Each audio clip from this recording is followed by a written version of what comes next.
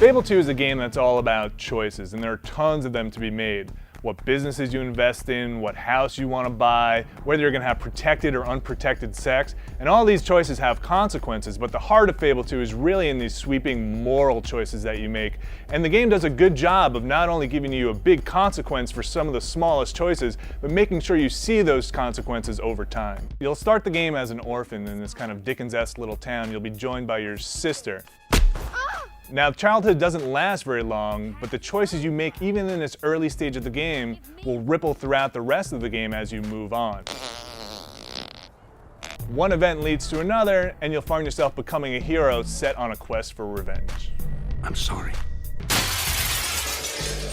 Once you're out of the pretty quick childhood phase, the game world really opens up. There's the main storyline you can follow, or there's any number of things you could do around the world. I don't want to get married to a woman. Again, this is where some of those minor choices come into play. You can choose to invest in a business, you can choose to buy property and rent it out, you can choose to do odd jobs like blacksmithing or cutting wood, or you can choose to help out the local villagers by performing side quests. If you can kick those creatures out of my cave, well, I can go home. All of these things will take up probably more of your time than the main storyline, but they actually flesh out the world in a really amazing way. The humor is great, and the fact that it's got this kind of dark edge to it really makes all the quests interesting and makes you want to see what's going to happen if you make one choice or the other. Stop your pestering.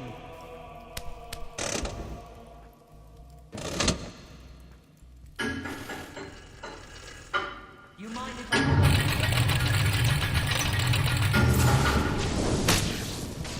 Much like Fable 1, as you make these choices, you'll either go evil or you'll go good.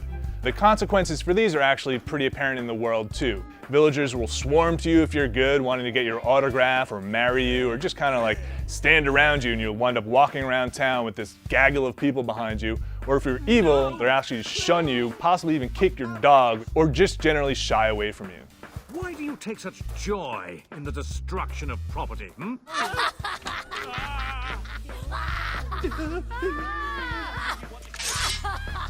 So as you're going about Albion, changing the world for either good or evil, the consequences will make themselves readily apparent.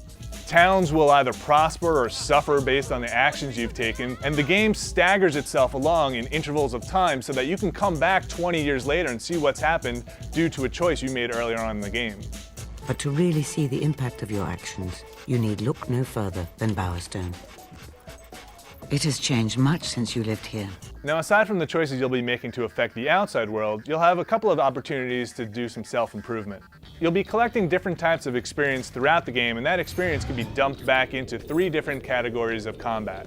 You can choose to focus on strength, skill, which is essentially dexterity, or will, which is basically magic, or a combination of all 3. The combat is actually pretty good, so if you're strong, you'll be knocking foes back as you hit them with your axe. You'll gain more combos and different ways to swing your weapon. Dumping points into dexterity will affect your ranged attacks, making them stronger and more accurate, and you'll even get to unlock this kind of like not quite first person but zoomed in mode with your ranged weapons. Putting points into will lets you upgrade all your spells. There's a bunch of them, and they're all pretty weak at first, but dumping more and more points into them will make them stronger and more effective in the long run. The combat is actually set up in a way to allow you to easily switch between the 3 different schools of attack. You can quickly take out your bow and pick off oncoming guys, switch to your axe and hack them down once they get close enough, or launch an area effect spell to wipe out a bunch of foes. Each attack is mapped to one button on the controller, so switching is pretty easy and pretty fast, and it's actually really rewarding.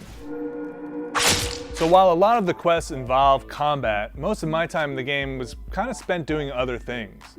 Now, all this stuff is actually really fun and engaging, which is why it becomes so absorbing. You'll furnish your houses, you'll have to run back and keep wives happy when they're missing you, you have to go visit your kids, and generally spend a lot of time bouncing between these different areas of the world. You have a strange way of showing your love. The only downside to this is maybe it wouldn't take so much time if there were a better map system in place. While you can fast travel between towns by just clicking on the name of it from a regions list, finding things within the towns can be a real chore. The in-game map doesn't show everything, and it certainly doesn't show everything you've invested in, such as your house, business properties, or even your wife and children. Using items in the game is actually kind of a burden too. Your inventory seems to get bogged down with the more items you have, loading a little slower, and once you use an item, you're kicked back out to the main game and you have to go back into your inventory to use another item. Okay, so those problems aside, the world is actually really alive and really funny. All the people you come across have a pretty good sense of humor, it's written well, and it looks really good. You have entered a venerable society of dark worship, with a long history of wicked deeds and opprobrious transgressions. Fridays is poker night. The music is really well done, and it's got this whole Danny Elfman-esque vibe to it, and really fits the style of the gameplay and the charm. The voice acting in the game is also really well done, and everybody delivers these kind of black, humorous lines really well. Oh, I think I'm gonna be sick. That one was still fluttering as you swallowed it. It's this dark humor that really sets the game apart. If not for the M rating, this game might have fallen into middling fantasy territory, but since there's this small twist to everything, it really makes the world that much more intriguing. Characters will curse at you, you'll be buying condoms to make sure that you have protected sex so you don't get STDs. Your wife will leave you, but then you could just stick an axe in the back of her head. Don't scare your wife. And it's these little touches to the game, these kind of more adult touches to the game, that really make playing through the game a joy. Oh! Sorry, I've never seen anything like this before.